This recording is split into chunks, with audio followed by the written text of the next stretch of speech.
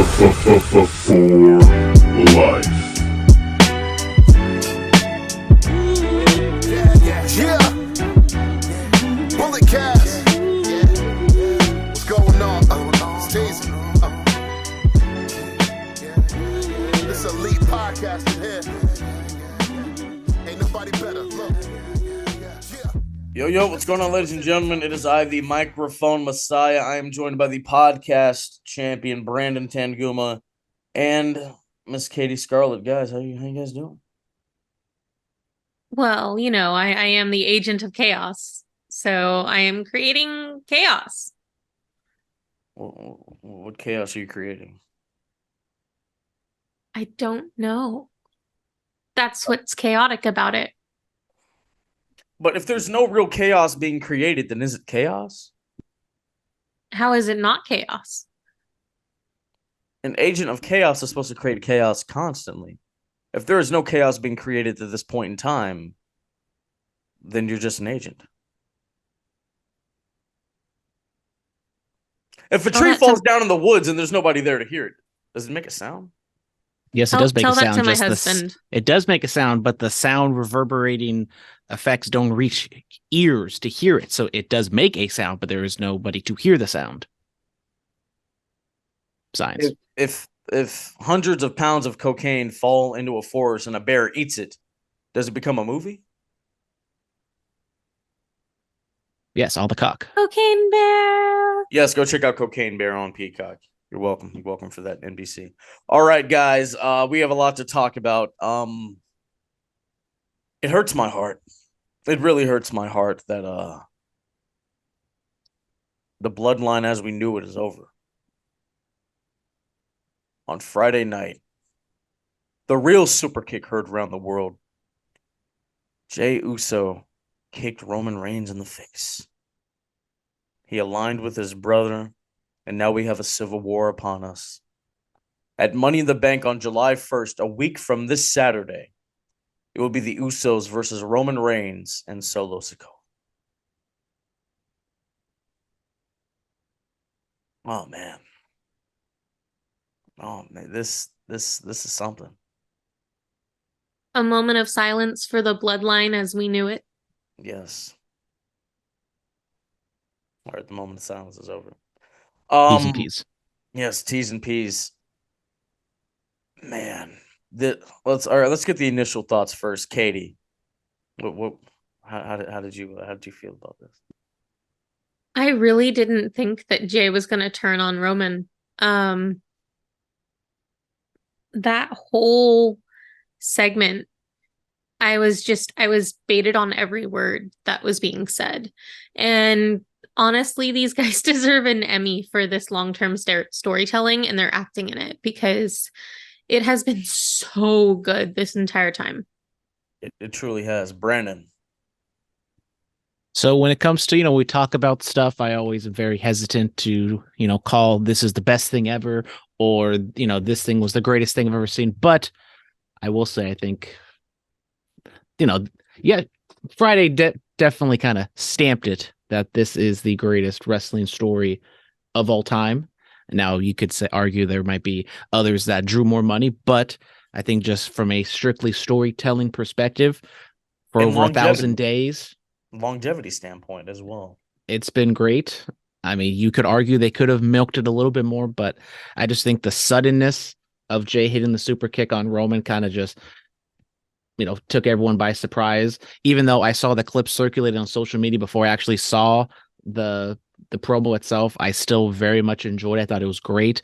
Still not the biggest fan of, breaking character and saying the real names and everything like that, but it really kind of brought out the emotion.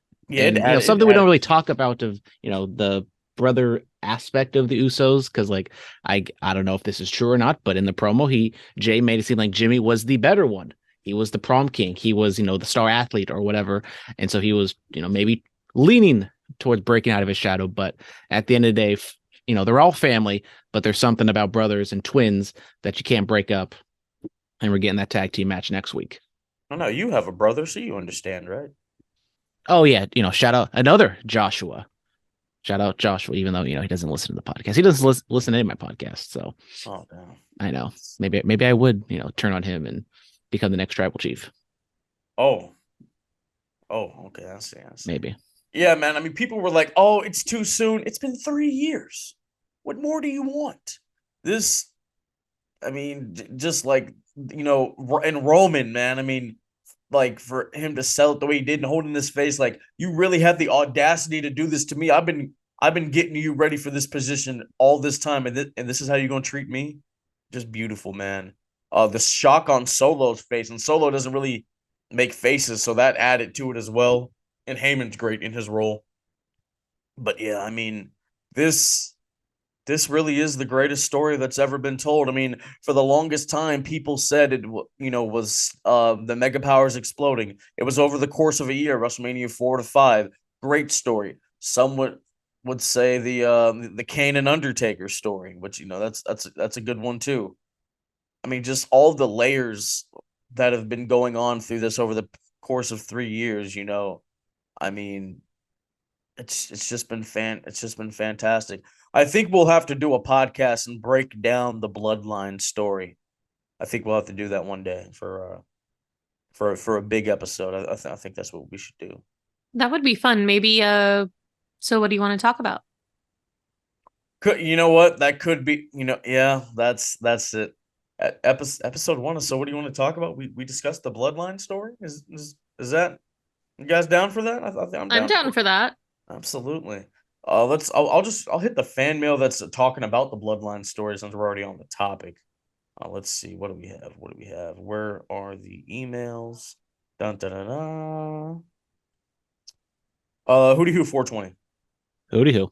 Mates, the storytelling that continues to go on with the Bloodline is absolutely phenomenal. This is the best story I've ever seen. Makes the Bloodline Civil War. The Bloodline Civil War is upon us. We are watching a movie. We're watching a movie, a master play, etc. And Brightest Day X, the Hall of Famer, asks us, how does the Mr. X. Yes, how does the Civil War end between the Bloodline? That's what I was going to ask, because we're a month away from SummerSlam. I could definitely see them getting a lot out of this, whether, another tag team match, single against Jay, single against Jimmy, What about a solo fatal against four-way? Jimmy, solo against Jay. What about the main event of SummerSlam, the Fatal 4-Way for the undisputed Universal title? Bloodline versus Bloodline versus Bloodline versus Bloodline. Well, I think at that point you are saving Solo against Roman till the very, very, very end, which could be after WrestleMania next year or even 2025 if we're going down that far. I've heard people say, Solo will turn on Roman and Heyman will side with Solo, and Roman goes on to become a babyface and all these things. But he's so good as a heel, though. But hey, that you become a monster heel and then you become a beloved babyface. That's just how this goes. I mean, look at Shawn Michaels did it. Triple H has done it. Edge has done it. Randy Orton's done it. Hogan has done it.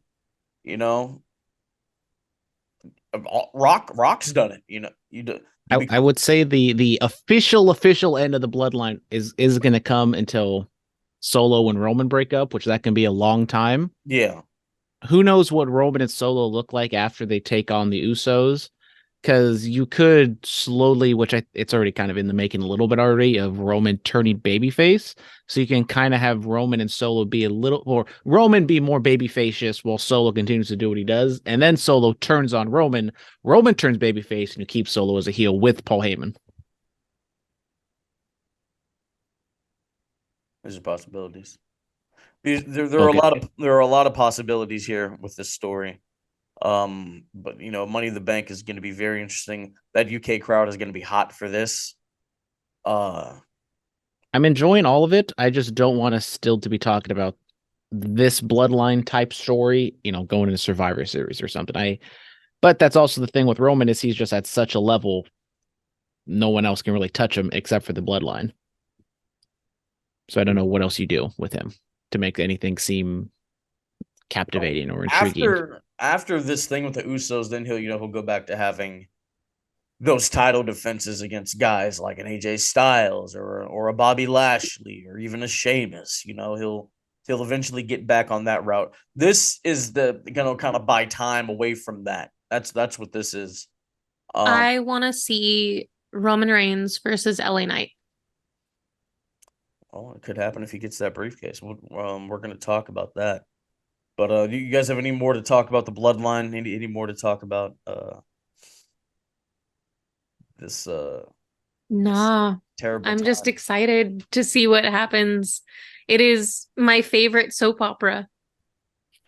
Yeah, I saw a tweet that at Money in the Bank, Rikishi's going to come out. He's going to put on the yellow sunglasses, and he's going to heal the bloodline with the power of dance. I don't think Uncle Keish is doing that. I think that I might don't happen. think that's happening, but that would be Does fun. Roman- That does would be Roman- fun. Does he need more backup? Is that a thing? He needs muscle, man.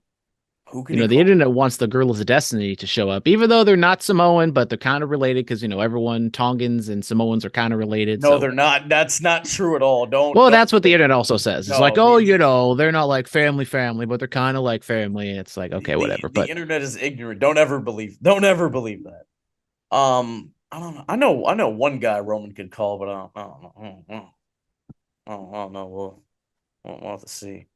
Bianca and Charlotte Flair on the Grayson Waller effect. Yeah.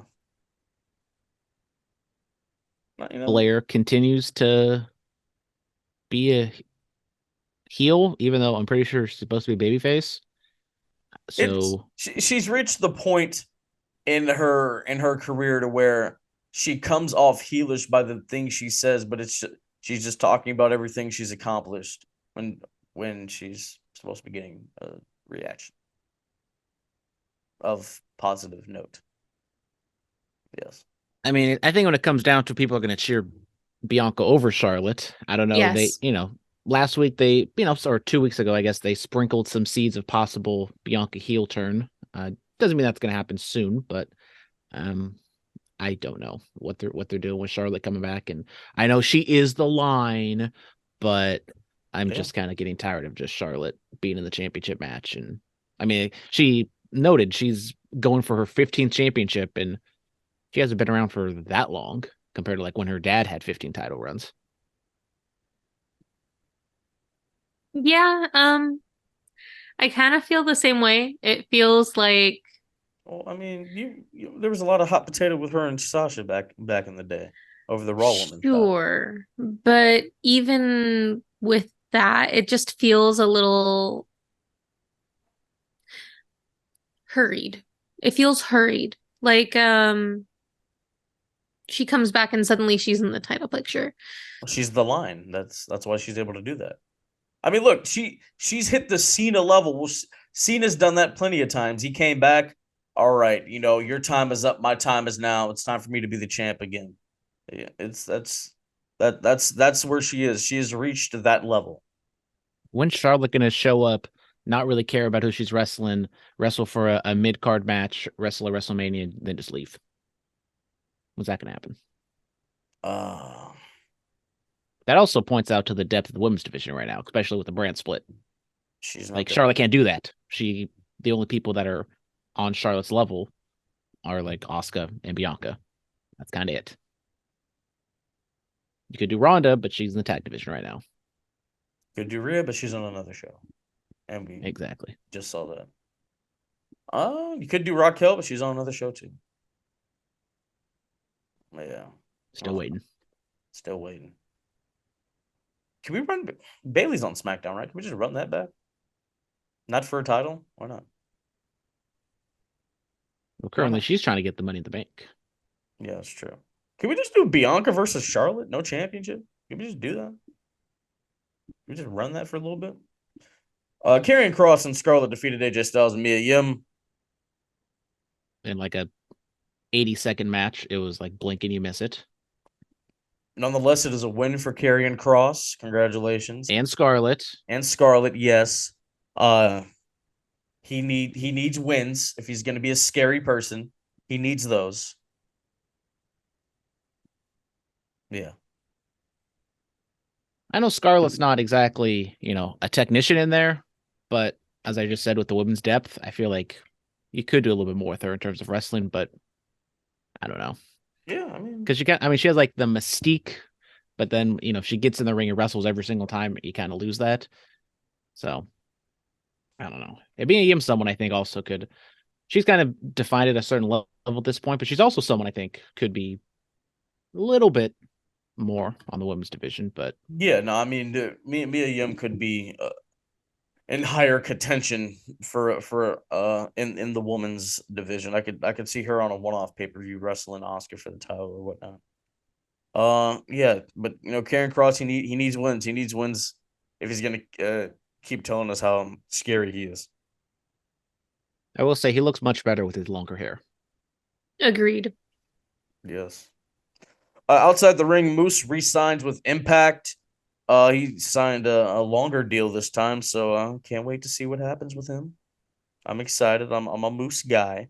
And speaking of Impact, another staple of Impact, ODB. She got married. She tied the knot. Happy for her. Brandon, did you watch TNA when ODB was there?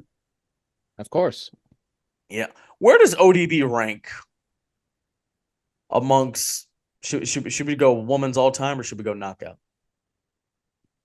I don't know, but I mean, she was there at Impact for a very, very long time. Very long time. Wrestling, she's like a good wrestler, not the best, but she's a very, very entertaining. Her promos, just her personality is infectious. Was she the female Austin with the beer in the sense? Well, I don't know. That kind of character. I don't know if I'd go that far. No, I'm just talking about like in the sense of like the beer, and I don't care, what you say in that aspect. I'm not talking about like popularity or anything like that. I guess. I mean, I was trying to like think of someone a little bit lower, maybe like an APA type, but they were even more of just like a brash, beat you up and don't really care. Yeah. But I mean, yeah, but ODB, where does she rank amongst the best knockouts of all time? I mean, I think she's up there. I would say maybe like in that second tier, below kind of the Awesome Kong, the Gail Kims. Remember when we did a tier show? You remember that? Remember when we would do like a certain gimmick every single week? We had our lists, we had drafts. We top 5 favorite wrestlers of all time and all that stuff. Katie wasn't around. This is way before Katie got here. This is before Mitchell.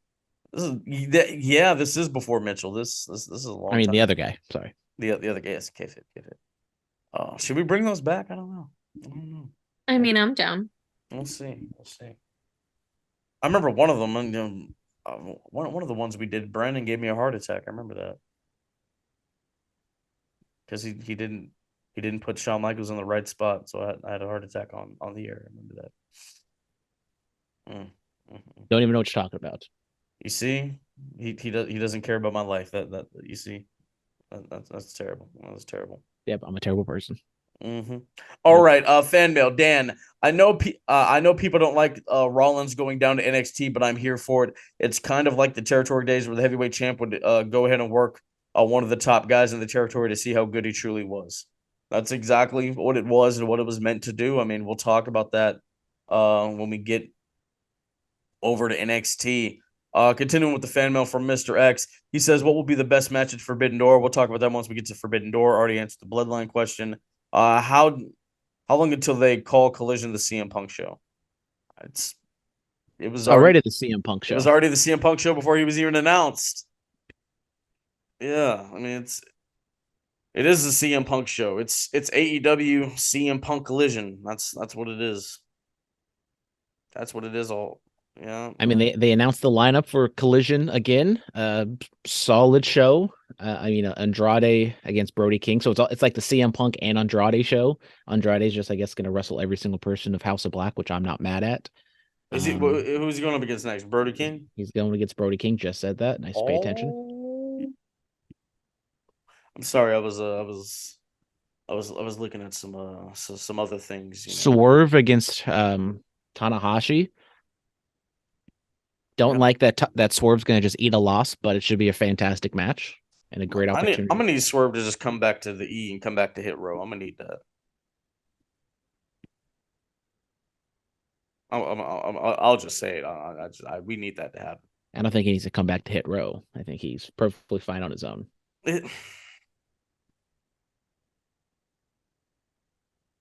I felt like there was like an umph when he was with Hit Row. You know what I'm saying? Like, felt like he elevated Hit Row. It wasn't the other way around.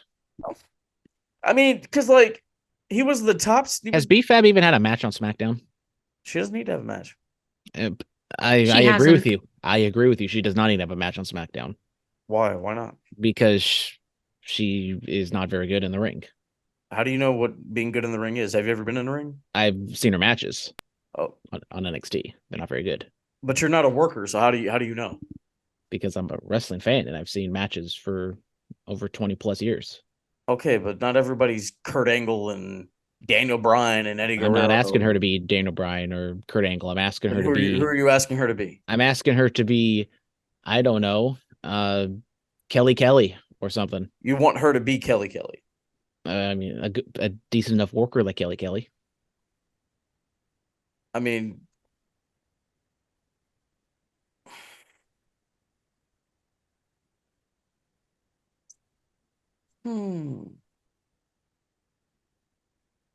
I've never really sat down and watched B-Fab's work in ring, so I'd have to like really sit down and watch, and I'd have to ask like expert, like, how do you feel about her? Like work. They would tell you that she shouldn't be on national television right now. Look, brother, half of the people that are on national television don't need to be on national television across all these companies, but here we are. Here we are. Just grinding away. Matt Bourne's Dark Side of the Ring came out. Do you guys see that? I have not. I'm 2 weeks behind. I watched the Magnum TA and the Candido Sunny one. I haven't seen that. I saw about like 20 minutes of the Matt Bourne one. Good stuff. I was listening to a podcast. They were asking, who would be better in this day and age, Chris Candido or Matt Bourne? I think it's a solid question just because Candido is the better worker, but he probably would just fall into a group of a bunch of good workers. But Matt Bourne had the, character work, maybe a little bit less of a wrestler, and he also had the drug problem, which in this day and age, hopefully wouldn't be as big of an issue. But I think Matt Bourne is someone, everyone looks at him as doink, but if you kind of see his non-doink stuff, or like even like his heel doink stuff, I think he could have been something when he was born again. Yep. And ECW. Oh, good times. Katie, any thoughts about doink? You have any thoughts, questions, concerns, comments? I don't like clowns. Why not? Are you one of those people that are scared of clowns? Oh yeah. Why are you scared? Why? They're unnatural. What does that mean? This is what I want to talk about. Well, why are you scared of clowns? Like I've never understood why people were scared of clowns. Well, I mean, a lot of people, their fear of clowns, a lot of them stem from Stephen King's It, in which, Tim Curry plays. Well, no, I've seen it, sure, but and that's probably what they were going for with the doink character and all that stuff. Sure, but also like just naturally in circuses and street fairs and stuff like that. At least for me, my issue with clowns is they don't take no for an answer. And if you tell them that you don't want them to be like around you, they still are around you and they still like come up to you and stuff. I've had issues with clowns since I was little because like they would come up to me and they'd start trying to talk to me and they'd start trying to do stuff. And I'm like, I don't like how you look. I don't want any part of this. Shout out Yurple, the greatest wrestling clown of all time. Well, I mean, you've been around the wrestling game for a little bit now, to where you kind of realize like they're working you. They're in their kayfabe zone. Sure, and what, Katie? And growing up, I've started to not be as I'm not scared of clowns anymore. Okay. I just don't like them. You know what? I'm gonna do a clown gimmick. Listen, you can do a clown gimmick all you want, but it's never going to be as scary as the clown gimmick my husband did. So, Your husband had a clown gimmick? oh, he did. He dressed up as a clown, but then instead of a clown face, he had a gigantic spider head. You afraid of spiders also? I hate spiders. Okay. See, I've never understood people being. I know arachnophobia is like one of the biggest fears in the world, but I'm like, why don't you just step on it? Because I've seen people like freak out when it comes to spiders. I'm like, are you one of the ones that like you run like all of a sudden you run like a 40-yard dash, like you turn into Usain Bolt, you're just out of there? That's really only if the spider is giant and like clearly very venomous. Okay. So If what if it's it's like a daddy long legs? just squish it. Okay. We're learning a lot about Katie today, guys. I know this is a wrestling podcast, but we talk about other things too. God damn it. We're learning. We're learning. But yeah, I don't like Doink. Not really a fan of Doink. All right. Finn Balor attacked Seth Rollins on Monday Night Raw to start it off. Multiple coup de grace. One of the ones where he ran up them steps and hit him was beautiful. And Absolutely gorgeous. Then attacked him backstage. Seth was all taped up. I liked it. I like that. It put a little oomph into the Finn Balor character, And when he went back down to NXT and became the Prince again, I was like, okay, yeah. This is the guy that said, I don't watch this business watches me. This is that Finn Balor, and I like that. Even Seth acknowledged it. Seth acknowledged the fact that, this is the Finn Balor that he wants at Money in the Bank. Yeah, this is the Finn Balor that beat Roman Reigns on his debut night on Raw. This is that guy. I like it. I'm here for it. I agree. I like the intensity of Finn. Not the biggest fan of, kind of advertise because they like promised an open challenge last week, but they like didn't like outright, advertise it like the day of. So also the internet told me that Vince McMahon was out here changing like the first half hour, and allegedly Tommaso Ciampa was going to lose to Seth Rollins, and Triple H was like, yeah, no, we ain't doing that. So I guess that's a good thing if it was between Seth Rollins beatdown with Finn Balor and Tommaso Ciampa losing to Finn Balor, or on Seth Rollins on his debut back. Bro, where are you getting this stuff from? The internet. What? And you believe it? Yeah, believe everything I see on the internet. I feel like we have this conversation every week. Still waiting for those billionaires to be saved in their rinky-dink little submarine. What are you talking about? You don't know about the billionaires in their rinky-dink little submarine, Phillip? Have you been living under a rock? The company is called Ocean Gate, and they created a submersible, a submarine, and took people down to see the wreckage of Titanic.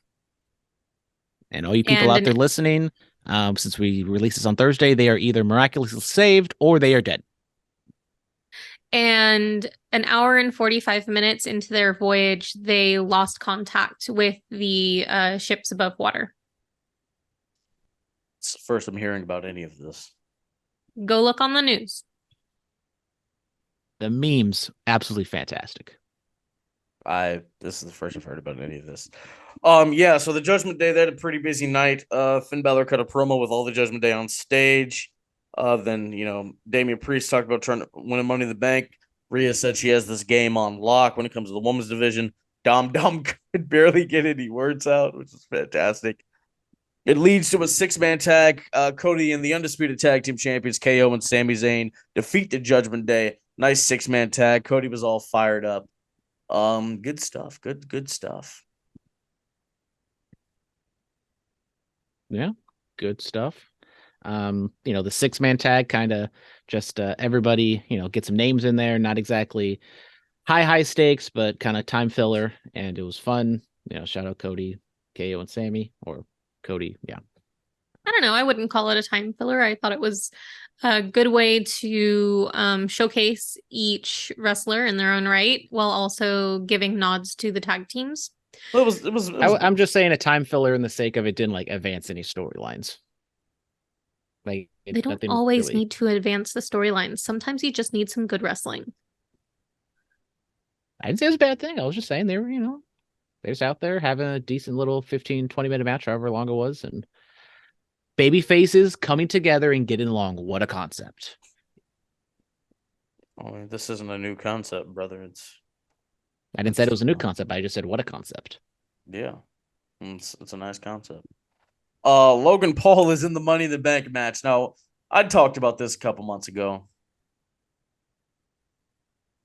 I could see it happen. I could see Logan Paul winning the Money in the Bank briefcase.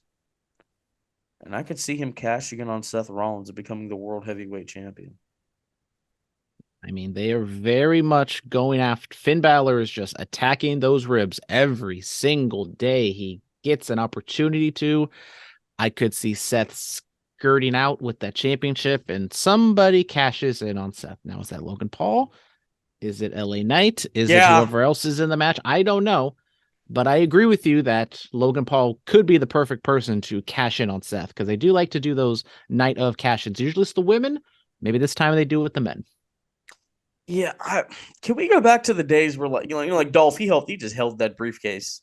He just held it, put it on the line a couple times. But the night he cashed in, massive ball. And Logan Paul being a heel, like this is what fits him. They tried to make him a babyface, it didn't work.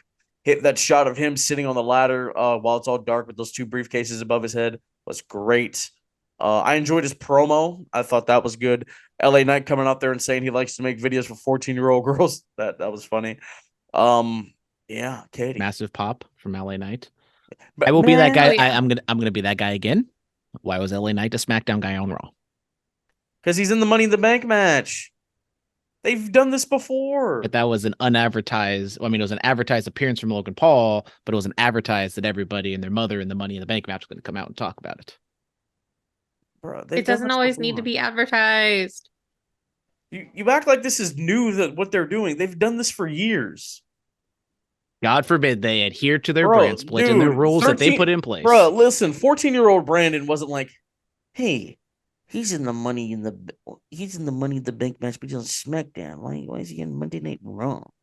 You weren't doing that then. So why are you definitely doing it now? not just continuing a bit, even though it's kind of not a bit, but it also is a bit. It's a stupid idea by bad creative, and it needs to stop right now. Katie, Logan Paul, Money in the Bank.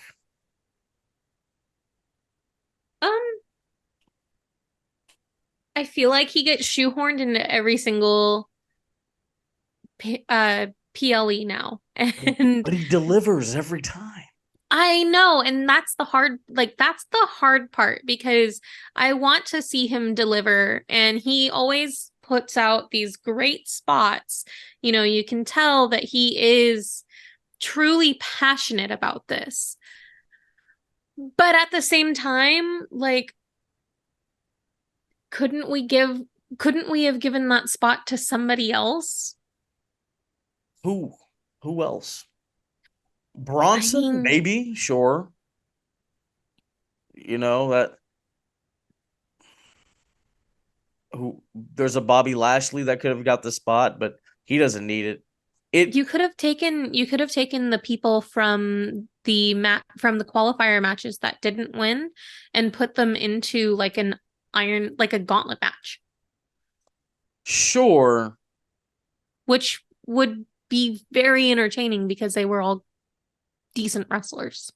Sure, but if Logan Paul is going to come back and be at Money in the Bank, it only makes sense for him to be in the Money in the Bank match.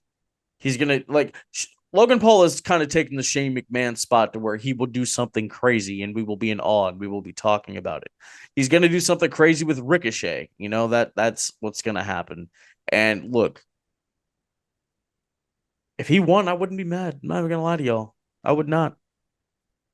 Because whenever he does his podcast, that thing will be sitting in the background. If he goes and does a talk show, he'll just flash that thing up, get more publicity for WWE. I could see him. I could see that happening, but I feel like if that happens, what like, needs SummerSlam, it needs to be taken off him. the Like briefcase? he needs to put up the briefcase on the line, and someone needs to take it from him. Well, he doesn't need to do that. He has a year to cash in. Well, he doesn't need to do any of that. Actually, him holding the briefcase wouldn't be that bad of an idea because he's not around a lot. So whenever he does pop up, like, okay, And we can have the briefcase on Impulsive, what everybody wants. And then all the Prime commercials, we can do it all. he does a Prime commercial with the briefcase. He opens it up and takes some Prime out. See, just more publicity for I WWE. did like how he just randomly pulled a Prime bottle out of his ass and started drinking it during the promo. Prime is delicious. Have you guys had Prime? Not yet. The strawberry watermelon is very tasty. That's what I've heard. I've heard that one's really good. I've also heard the fruit punch is good and the blue raspberry. I don't think I've tried the blue raspberry. Brandon, what did you say? I've had the blue raspberry energy drink. It tastes like every other energy drink that is blue raspberry out there, and it is a little expensive. So it's okay. And also, Prime, the electrolytes that they put in there aren't actually the electrolytes you need if you're training, because it's just like they put in a bunch of potassium electrolytes from like bananas when you, in actuality, you need a lot of salt and those type of electrolytes. So that's why, shocker, Gatorade and Powerade have those things in there. So those are the ones you should be drinking if you're actually trying to replenish yourself. When did you become an electrolyte expert? Like, when did this happen? When I watched a food theorist video on it on YouTube. Shout out to YouTube. Okay, all right. Trish Stratus is also in Money in the Bank. She wrestled Raquel Rodriguez. She got manhandled, like China did Marlena back in the day, like Viscera did Trish back in the day. Becky Lynch comes out there, is attacking Zoe Stark and inadvertently hits, or she was just hitting everybody and hits Trish. Trish wins. So yes, Trish Stratus, her first time in a Money in the Bank match. This is going to be very interesting. I'm excited. It should be. Shout out Raquel. I mean, she's a better person than I am because she was very understanding, or at least nicer to Becky Lynch when she got costed her opportunity. So good for Raquel. She's a good person. Also, I really did enjoy the backstage promo Becky Lynch cut backstage. It was just a standard, talking about the environment she's kind of put herself in. Of she doesn't like Damage Control. She doesn't like Trish and Zoe. She's okay with Zelina, but she's not best friends with her. So she basically has like a handicap match against her. So it's going to be an uphill climb, but she's going to try her darndest to win. I think Io Sky is winning Money in the Bank. Yeah.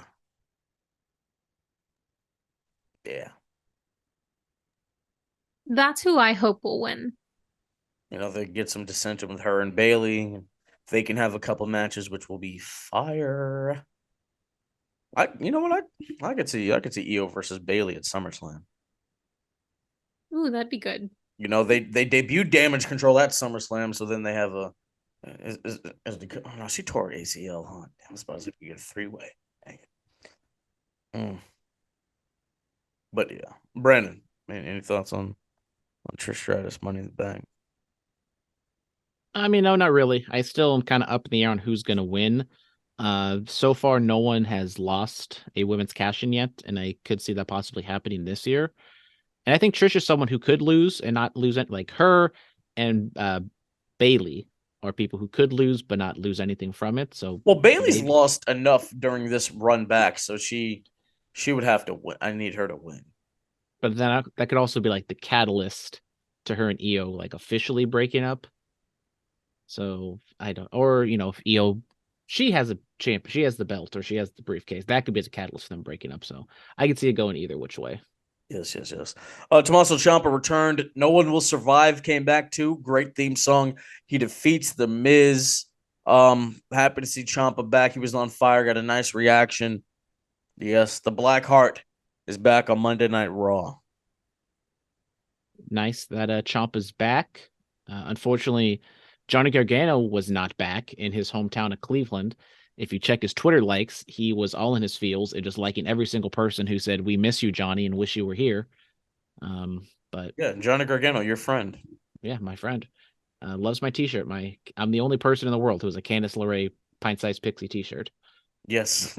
But At Stockton Con, of all places. Stockton Con is coming up, ladies and gentlemen. Get your tickets. July 8th and 9th, Stockton Arena. You're welcome, Mike. Gunther tries to break the ankle of Matt Riddle. Riddle wrestled Ludwig Kaiser and beat him, and then Gunther just started stomping. Oh, God, I had like PTSD. good match. Continuing to set up Riddle and Gunther presumably at Money in the Bank, I guess. Yeah, I believe that's what's going on. But maybe they set up the injury so Gunther wins, and maybe they run it back at SummerSlam, because SummerSlam is in late July, so it doesn't have to be that far. SummerSlam's in August. I thought they moved it up to like late July. That was last year. I don't know what's going on anymore, but You don't pay attention. I have short-term memory. Okay, Sure. too many concussions. Short-term memory, right? Yeah. So you can't remember things from that far back. August 5th. Okay, it's like early August. It's not late August like it used to be. You can't remember things from that far back. That's what you're telling me. Exactly. Who won the main event of WrestleMania 30? Batista. Okay. All right. Yeah, so that's going on. Moving on to NXT, Seth Rollins retained against Braun Breaker. Good match. Gave Braun 2 curb stomps, makes Braun look strong. The table spot was fun. Then Finn Balor, which I wasn't expecting him to show up. Yeah, 2 guys that ran NXT in their day. Just showing up, and Finn Balor attacking Seth, and then Carmelo Hayes and Trick Williams come out to help Seth. Yeah, this was fun. I enjoyed this. They did the whole Chiron at the bottom, did the whole okey doke, and Finn comes out and beats the piss out of him. It's an NXT staple, man. It's a staple, man. Match was fun. As you said, gave Braun 2 curb stomps, so saves him a little bit. I think Braun is, I don't know if I'd say like main event, main roster ready, but I think he's definitely main roster ready. And maybe this loss kind of, I'm trying to think of a fancy word, but could be, a way to not showcase him, but, have him lose and then he goes up to the main roster eventually, because I don't know what else he can really do to NXT. Well, yeah, he was on Raw, and he said, don't get used to seeing this face. So, yeah, I mean, we'll see. Katie, what are your thoughts? Prelude. That's what I was trying to say. Yes, prelude. Yes. I can't hear you. I thought it was a fun match. It was clearly a tough fight. They really were, knockout, drag out. I liked the save from Carmelo Hayes and Trick Williams. Yeah, I thought it was really good. Yes. Seth Rollins showing up on NXT. Last time the world champ was on NXT was Big Show, when he had a match with Bo Dallas. I did like, I saw the comparisons from excuse me, from when Seth was NXT champion and Punk was a WWE champion on NXT, and to kind of see Seth in a higher spot now as the world champion, and him with Carmelo Hayes. That was nice. Carmelo, in their backstage segment, eyeing that title, like, hey, that it's only a matter of time. It's only a matter of time before him is up on the main roster. Speaking of him, he had a promo segment with Baron Corbin. This was very good. This was great. The right shots were taken. Carmelo tried to take a shot at Happy Corbin. Corbin was like, hey, that bought me a $1 million house. I live a lifestyle you can only dream of. And then what did Carmelo say? Well, he said, I won the breakout tournament at 26. When you were 26, what's the football team got cut from? The Cardinals? No, the Cardinals aren't a football team. Cardinals are a football team. They are. What football team did he get cut from? I literally was looking up his Wikipedia yesterday, because I think I was doing the same thing. He definitely played for the Cardinals. I think he played for I think he did play for the Colts, because I think didn't him and McAfee say they were teammates for a little bit? Yeah. So I guess he got cut from the Cardinals at 26. But yeah, no, the right shots were taken. This was good. Corbin was like, hey, the lesson's over. So I was like, oh, okay. This is that was a nice way to build this up. Yeah, it was a decent little promo from both of them. Still don't, say the elephant in the room of like Baron Corbin, you lose all of your matches, and yet you're coming over here to take my title. So okay, okay, buddy, sure, whatever. Also thought it was cute that the NXT crowd did the "shut the hell up" chant. Like, I get it, there's kids in the crowd, but usually you don't hear a "shut the hell up." It's usually "shut the fuck up" chant, which we hear on AEW today. So thought that was cute. Oh. And WWE cares that there are kids in the audience. Yes, that's nice. We got care about the kids. Yes, we little kids. Katie. Yeah, I think the thing that stood out to me the most was the end of Corbin's speech, because he was like, he basically calls Carmelo Hayes insignificant, and the way he said it was so serious that it just kind of stuck. But I feel like Hayes really sold his reactions well to what Corbin had to say. Yeah. I mean, people like Corbin loses all his matches, but I mean, you have to look at the 8-year run he's talking about in main event programs with each member of the Shield, in a main event program with the Shield. He was the Constable. He retired Kurt Angle. He won King of the Ring. Had great matches with Chad Gable that nobody talks about, and we really should be talking about them. Had some good matches with AJ Styles. He's a former U.S. champion. You know what I'm saying? Like he's done a nice bit in the 8 years that he was up there. Yeah, I mean his finisher was nobody kicked out of it for the longest time until Drew did last year. So yeah, man. I mean, there's great stuff and good stuff that Corbin has done that doesn't get talked about. But yeah, I mean he's the perfect guy for this period of time for Carmelo Hayes to be feuding.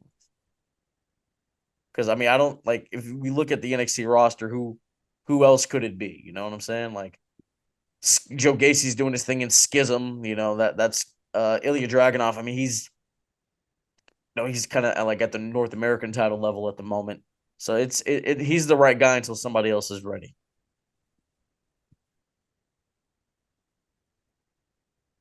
Yeah. Sure. Von Wagner had the sit down with Robert Stone. That warm. Yeah, so this is the point where I was like, geez, I probably should have watched NXT last week, because last time we covered it 2 weeks ago, they did a very kooky, over-the-top segment of Von Wagner going into the therapist office with a hot therapist, saying, oh, he's going to do something with her. And the next thing I know, 2 weeks later, he's talking about a brain thing he had as a child. Like, ooh, this took a turn real quick. I missed an important step. Yeah, things happened. Things happened. But yeah, I mean that God, what a story, right? What a story for Von Wagner. To say to have a surgery and like your face literally being pulled down and for kids to make fun of him, that broke my heart. Oh man. Wesley retains the North American Championship against Tyler Bate. Mustafa Ali was the special guest referee. Mustafa getting away from that positivity, huh? I really liked that match. Oh, I mean, yeah, I mean those guys I are great. really did. And I thought that Mustafa Ali's his whole thing as like the guest ref, and the way he was tapping, the way he was counting people. Oh man. I had a great time watching. Brandon, well, you gotta unmute yourself, bud. Well, I'm still trying to get used to this Zoom thing.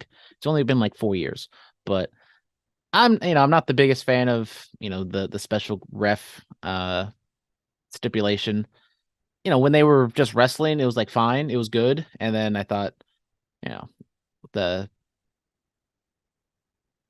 corniness of, Ali and everything else, the beginning, and then he did it for a little bit. He was straight down the middle for, the middle 60% of the match, and then the ending was kind of whatever. But when they were actually wrestling and Ali wasn't getting in the way, I thought it was good.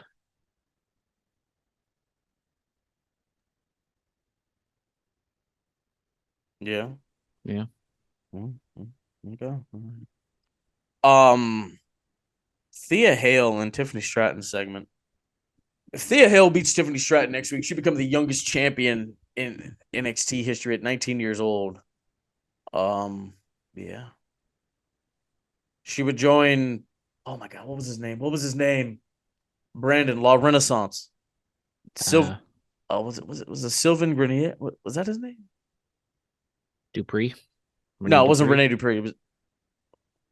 It might have been Rene Dupree. 19 years old. He was a world tag team champion. Yeah, I was thinking like, wasn't Roxy like just 20 when she won? Yeah, no, but I'm saying like, if Thea Hale wins next week, she will be, along with, I believe it was Rene Dupree, the youngest person in WWE to win a championship at 19 years old. So that'd be something. Yeah, no, I like it. Duke Hudson doing the fetch line from Mean Girls, because Tiffany's a mean girl. I thought that was nice. Yeah, I'm excited for this. I like where NXT's going. Me too. It's making me want to tune in more often. So, You see? I personally, I am definitely rooting for Hale. Hale, yeah. Hell yeah. Hell yeah. You gotta throw that in there. There you go. So I asked this question last night, and I nobody could give me an answer. Has Usher's yeah? Has there been a compilation made yet with that's the song, but it's just LA Knight going yeah? I don't think so. I might be on. I'm pretty sure I've seen it on TikTok. No, TikTok's not real. Yeah, it's just China controlling us. Yeah, I'm not on TikTok. It's controlling you. What'd you say? That's why I can't remember anything. Sure. It's TikTok. AEW Forbidden Door is happening. It is happening Sunday. Yes. In Toronto, Ontario, Canada. Yes, Forbidden Door 2023. We've got a lot of great things that are going to be going on. Let's look at these matches. Athena versus Billy Starks for the Women's Owen Hart tournament first round matchup. This is the most random thing. Yeah, they didn't like heavily promote the men's side, but they kind of just ignored the women's side, where some people were kind of wondering if they were even going to have a women's Owen Hart Cup tournament. And here we are. I would assume Athena wins. So yeah, so technically there are 10 matches on this card. Do they do a pre-show for Forbidden Door? The women's match will be the pre-show. Will be the pre-show. Okay, yes. So let's talk about the main card. Let's see. You have Sonata versus Jungle Boy for the IWGP World Title. Sonata's winning that. Yeah. Yeah, I mean, it's definitely like on the surface a weird matchup, but just if you look at the politics of it, Jungle Boy is a big enough name and he can lose. So yes, MJF defends the AEW World Title against Hiroshi Tanahashi. MJF's winning. Yeah, no, MJF's gonna win. Kenny Omega versus Will Ospreay for the IWGP United States title. This can go either way. Now this is when it gets interesting. Yeah. I do believe Ospreay will win this one. Kenny did win the first one. We got a little hint that we're gonna have some backup for Ospreay. I'm trying to think of who it would be, but off the top of my head, I couldn't think of anybody. But set it up 1-1, and possibly the rubber match goes into All In at Wembley. So I could see that be the possibility.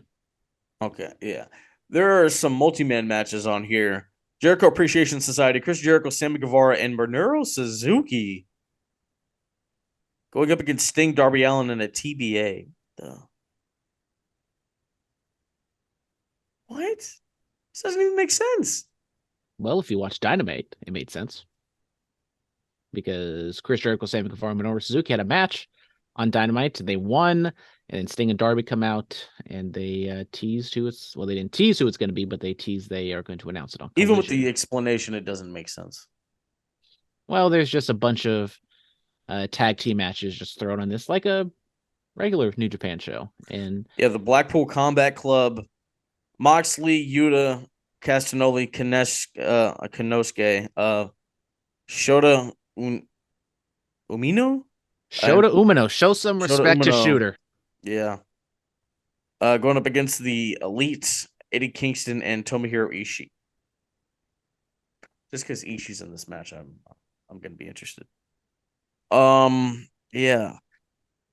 A men's Cup Owen Hart tournament first round matchup. CM Punk versus Satoshi Kojima. Nailed it. I did. Allegedly, the internet says that it was supposed to be CM Punk and Kenta was like, yeah, no, that doesn't work for me, brother. And we are going to get Punk versus Kojima, which should be fun. You know, Why did Kenta say it doesn't work for me, brother? well, if you look back in history, CM Punk has never given Kenta his due of the originator of the GTS. You go back to NXT, Kent or Dude, Hideo, look, man. Hideo Itami wasn't able to use the GTS because CM But Punk then he did it. And then he did it. And everything was fine. Look, bro, Michael Jackson didn't invent the moonwalk, but he made it famous. CM Punk didn't invent the GTS, but he made it famous. Look, it's okay. It's fine. We all know. All right. Why would he keep alluding at it on social media than not actually wanting to do it? That just doesn't make sense. As Like, he said, he wants all the monies. Okay, well, ask for a larger number so you can do the match. Like, I don't know what you're doing. Orange Cassidy versus Zack Sabre Jr. versus Katsuhiro Shibata versus Daniel Garcia for the international championship. Tony Storm and Willow Nightingale going up for the AEW Women's Championship. Of course, Bryan Danielson and Kazuchika Okada. Now that's the match to watch.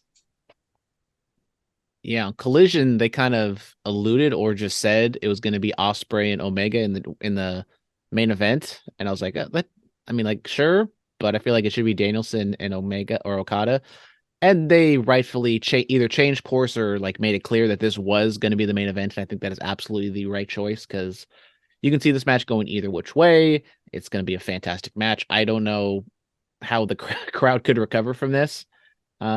It's going to be hard for the crowd to recover after Omega and Ospreay as well, but it's cool. You just put them on first. Yeah, or put them on the pre-show. Oh, first. Yeah, first. Oh, right. Well, that's Katie. bad. What do you think of Forbidden Door? Because Phillip just kept throwing it to you. Honestly, I am not gonna have time to watch Forbidden Door. So the Forbidden Door is closed at Katie's house. Unfortunately, yes. This summer in particular, I'll be fairly absent from the pay-per-view discussions, unfortunately, because I'm traveling a lot. But I will be on Wednesdays. I see. I'm excited for the show. Should be a good match. Unfortunately, Los Padres, for whatever reason, scheduled us for 3:00 in the afternoon. So I'm not gonna miss the beginning. I'll just watch it at a later time and catch up. Don't play that day. Well, I didn't play last week, and then guess what happened? I didn't play last week, and we lost. So we don't want Los Padres to get demoted. Demoted? It's a rec league, bro. We're gonna get relegated to the Mexican League 2. We want to be in the Premier Mexican League. I guess. We're just waiting for Marx's shoulder to get better, or elbow, or hand. We're just waiting for the technology to come about for Marx to get a bionic arm. That's pretty much what we're waiting for. Just tell him to put down the straws. Yeah. Anyway, that's gonna do it for us here. Thank you guys so much. As always, you know where to find us. We're on Instagram, we're on Twitter. Email us bulletcast2 as the number 2 sweet swet@gmail.com. Guys, I haven't done an interview in a long time. It's time I get back on that, huh? I would say so. Yeah, you can just you can interview me next. Why would I do that? What does that do for my brand? Well, it doesn't do anything, but it breaks your interview streak. sometimes you need a slump buster, Phillip. I can be your slump buster. No, I mean, we got to get back on it. The year is almost over. We got to just put out more interviews than humanly possible. And that's what I plan to do for the remainder of the year, hopefully. So thank you guys so much. Yes, Millennium Pro Wrestling is happening in Southern California along with PCW Ultra. If you see me, come up and say what's up. You probably don't know who I am. That's fine. Thank you guys so much. Be safe and stay dangerous. When everything we moving now with the state, turn us on. If the feeling is right, every opinion now comes from the heart. No time we move with a part. We on the radio, it's wrestling. Time's aggression. Here is the feeling in the pool. Get the lesson. And if you want to prove it to you now, here's the feeling in the time and everything that we did. Listen to the senators connecting it. Moving on everything that's pronouncing it. Everything we did in the time now with the testament. Here is the feeling when we live on the stage. And everything we do, turning the page. Nobody doesn't like us. The feeling when we move, we are excited. Elite podcasting. I know you like it. Yeah, the Bullet Cast. Fearless. The Bullet Cast. Fearless. This has been the Bulletcast. Thank you for listening.